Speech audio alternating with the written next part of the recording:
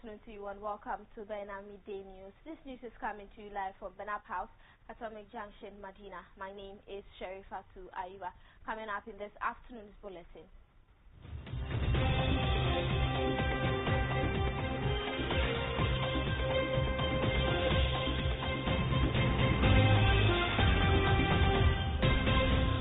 The bill application of Chairman Wuntumi has been adjourned to October 15, 2026.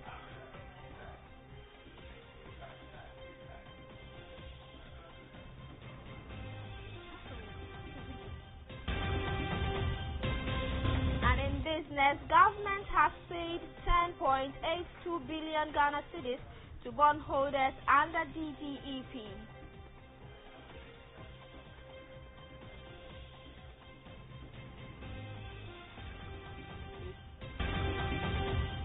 And on the international front, at least 5 people have been killed and 11 others injured in Russian attacks on Ukraine.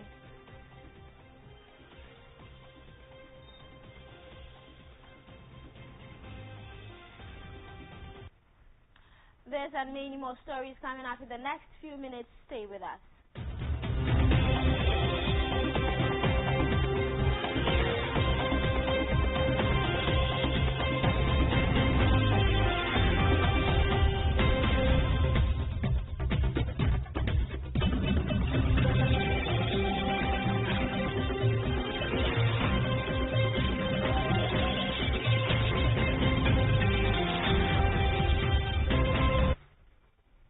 Thank you for staying with us. Remember, this news is live on Facebook and on YouTube at Vena TV. Now, let's delve into the details of these stories. The bill application of the former Ashanti Regional Chairman of the New Patriotic Party, NPP, Bernard Entry Buesiako, popularly known as Chairman Wuntumi, has been adjourned to October 15, 2026. The adjournment followed the failure of Chairman Wuntumi, who is currently serving a 20-year jail term for illegal mining, and his lawyers to appear before the court for the hearing. Deputy Attorney General Justice Remsai was present in court for the proceedings. The court is expected to consider the bail application when the case resumes on October 15.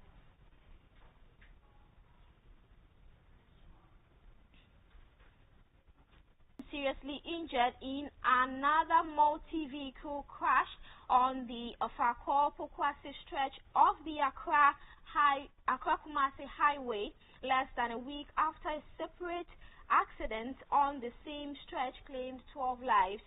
The latest crash occurred on Wednesday morning and involved 4 vehicles, a VIP bus, a military vehicle, a Toyota Vitz, and a 4-wheel driver vehicle.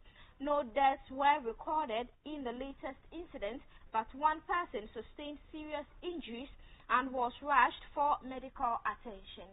The crash triggered heavy traffic congestion on the Kumasi-bound lanes, with motorists facing significant delays. The Ghana North Municipal Chief Executive Akwete Agbo has attributed the recurrent crashes on the streets to driver indiscipline and called for the installation of speed cameras to help curb speeding. He said motorists must exercise greater caution, particularly when descending from the John Tay area towards Pokwase. Mr. Agbo said continuous public education coupled with stricter enforcement of speed limits was necessary to reduce crashes on the corridor. The latest incident has renewed concerns about road safety on the Ofankor-Pokwase corridor, particularly around the John Tay descent. The stretch has recorded several serious crashes over the years. In November 2016, for instance, an articulated truck reportedly suffered brake failure while descending from John Tay towards Pokwase and crashed into 7 vehicles, killing 2 people and injuring 3 others. More recently, road users have also raised concerns about conditions on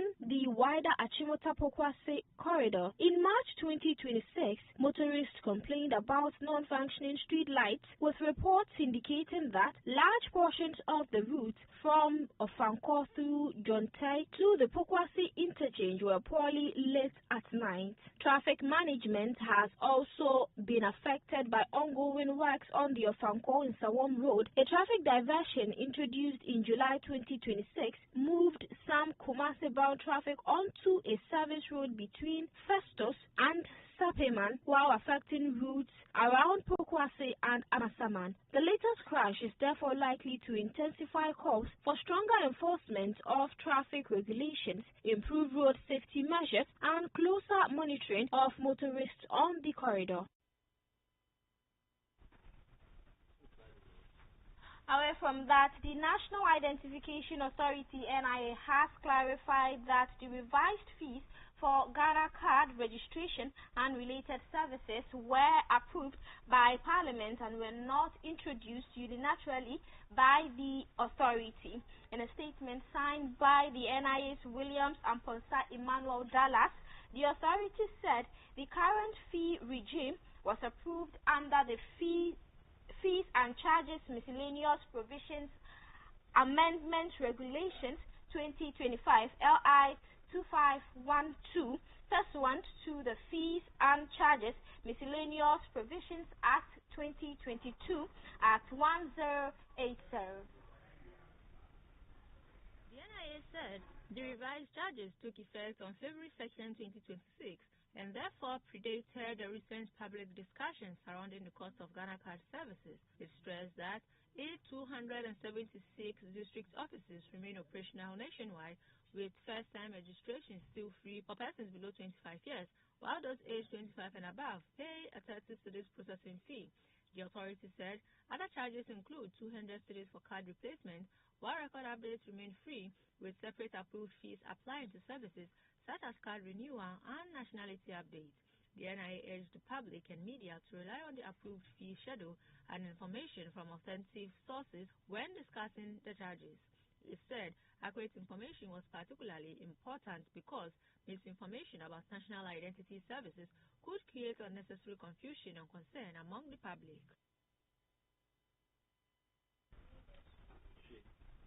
You're still watching Bena Midday News on Bena TV, and we're still streaming live on Facebook and on YouTube, but we're going for a quick turn. We'll be back with business and more. Stay with us.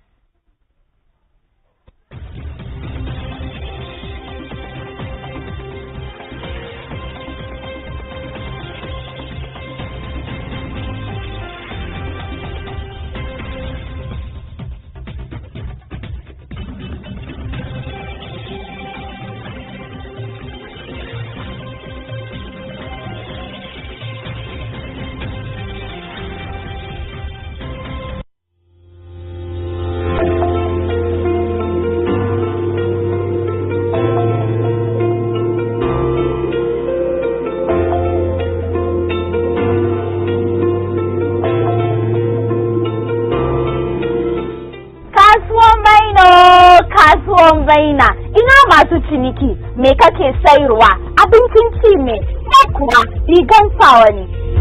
Kasuwan Baina is here to take your business to the next level and engage your business the spotlight it needs. It doesn't matter where you are, call us. Kasuwan Baina will come. So take this number 053-948-7757. Let's take your business to the next level. Kasuwan Baina, let's go together.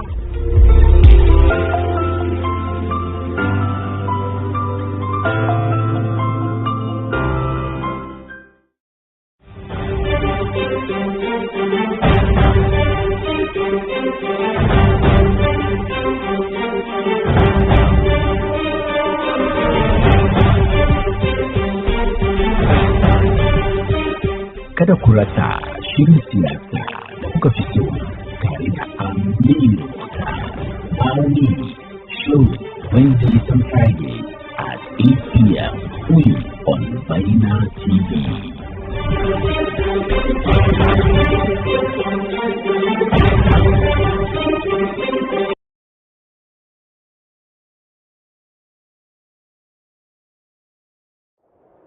Allahu Akbar, Allahu Akbar.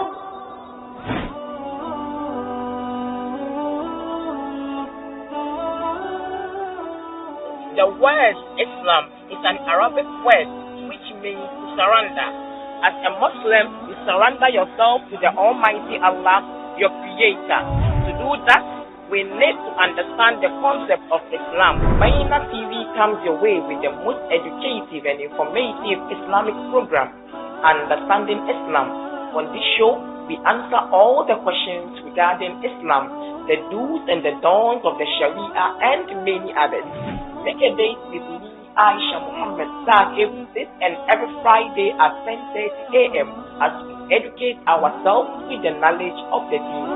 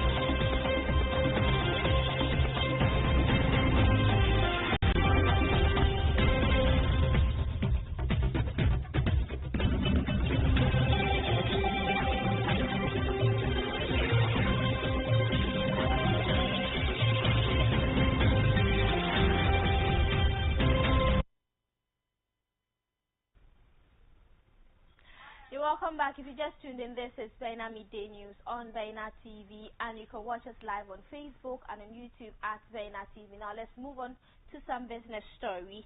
The government has paid 10.82 billion Ghana cedis to bondholders under the Domestic Debt Exchange Program (DDEP). The Ministry of Finance said the payments totaling 10,816,840 Ghana cedis was made in full and on schedule. It brings the total amount paid to DDEP bondholders since 2025 to 41.36 billion Ghana cedis. The ministry said this is the third DDEP coupon payment to be made entirely in cash. According to the ministry, the timely payment reflects the government's fiscal discipline and commitment to meeting its debt obligation. It said the payment is expected to strengthen investor confidence, reduce Ghana's sovereign default risk, and reinforce the country's financial credibility. The ministry has assured bondholders, investors, and the public that all future DDEP obligations will be paid in full and on schedule.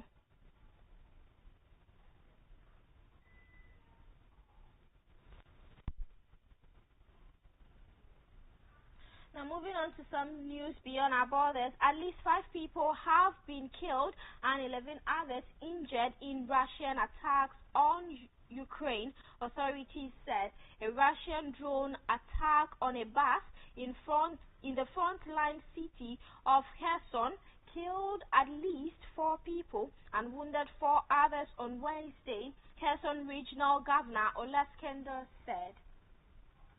The attack took place at about 8:50 a.m. local time, and all the casualties were bus passengers. In a post on the Telegram app, Prokodin said the wounded had been taken to hospital. He posted blurred photos of a yellow bus with bloody steps and shattered windows. Russia's forces regularly strike Kherson, which was under Moscow's control from March to November 2022, the initial month of the war, with drones in what Ukraine says is the deliberate targeting of civilians. Earlier this month, Ukraine accused Russia of chasing a man in a street market in Kherson with a remotely piloted FPV drone, calling it a safari targeting civilians.